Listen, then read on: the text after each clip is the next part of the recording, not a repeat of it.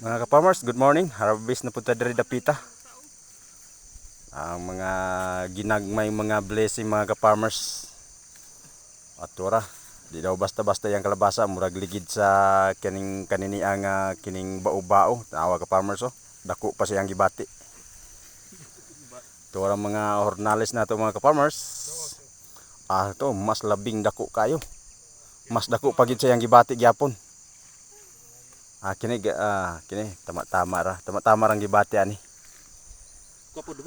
Kini kana mga good mga ka-farmers, mga first class kayo ang mga kalabasa mga ka-farmers oh. Yan na. Just nanggahi man imong nong. Kinara po mga ka-farmers, tapo ka lang ninyo diya. Kay ako to nato ninyo mga taud-taud. Tuwa ka-farmers, wa pa mi katong og harvest tuwa ra. Nanapagi dito sa likod ana. 1 hectare mga ka-farmers harvest ta. Wala mga kauban nato dito murag ng libang dito ay tagbo siya dumog siya ang kwanday kanang bali sa pungangon sa kalabasa abi na akong naglibang labi mong baguod man gud na perting gamayer de ang kuha de nagiludhan-ludhan pa niya araw mga farmers mga kugihan kayo mga farmers kining isa mga farmers mga sunod bulan ani makamotor na ni siya mga farmers motor gyoy pangandoy ani kay gusto pud taon ni siya nga makakuyog-kuyog og simbahan kada Domingo mga farmers. Muna siya Dodong Umandam taga Malungon Lutay mga farmers. Na kini taga Dimulok Malita Davao Occidental. Okay.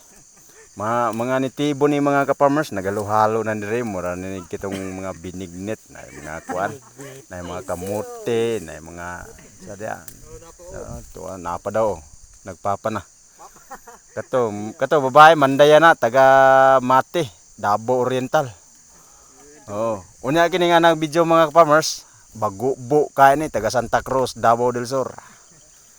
I'm proud to be Santa Cruz Davao del Sur. Mga ka-farmers solid kagas ni sila tanan kagas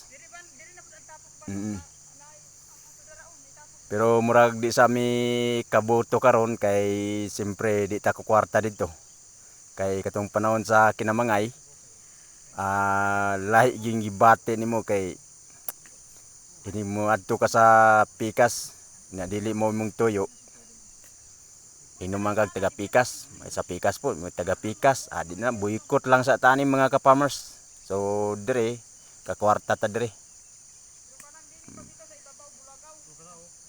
okay mga ka-farmers tara mga ka-farmers class kayo